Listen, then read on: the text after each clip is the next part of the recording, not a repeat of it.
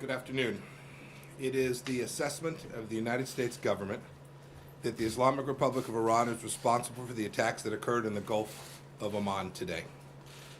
This assessment is based on intelligence, the weapons used, the level of expertise needed to execute the operation, recent similar Iranian attacks on shipping, and the fact that no proxy group operating in the area has the resources and proficiency to act with such a high degree of sophistication.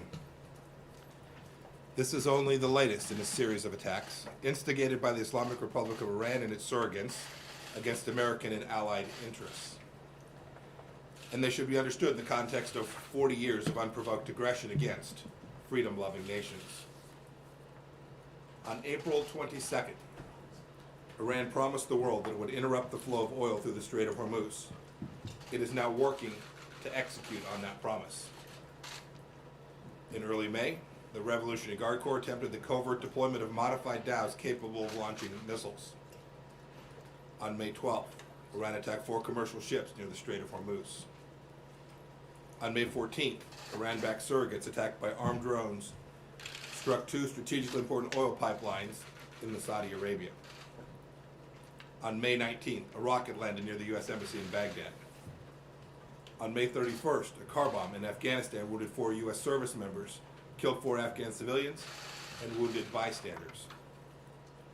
Yesterday, Iranian surrogates fired a missile into Saudi Arabia, striking the arrivals terminal of an international airport, injuring 26 people. Taken as a whole, these unprovoked attacks present a clear threat to international peace and security, a blatant assault on the freedom of navigation, and an unacceptable campaign of escalating tension by Iran. Prime Minister Abe made a historic trip to Iran to ask the regime to de-escalate and enter into talks. Iran's supreme leader rejected Prime Minister Abe's diplomacy today by saying he has no response to President Trump and will not answer. The supreme leader's government then insulted Japan by attacking a Japanese oil tanker just outside of Iranian waters, threatening the lives of the entire crew, creating a maritime emergency.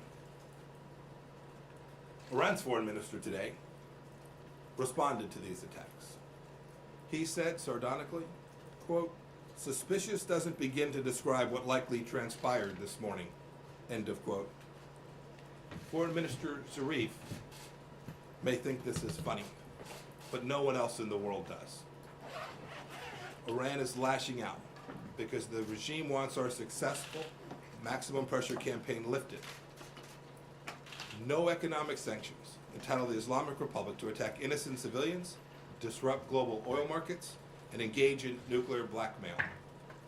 The international community condemns Iran's assault on the freedom of navigation and the targeting of innocent civilians.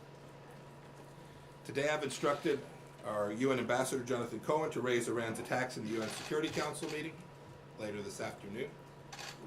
Our policy remains an economic and diplomatic effort to bring Iran back to the negotiating table at the right time, to encourage a comprehensive deal that addresses the broad range of threats. Threats today apparent for all the world to see, to peace and security. Iran should meet diplomacy with diplomacy, not with terror, bloodshed, and extortion. The United States will defend its forces, interests, and stand with our partners and allies to safeguard global commerce and regional stability. We call upon all nations threatened by Iran's provocative acts to join us in that endeavor.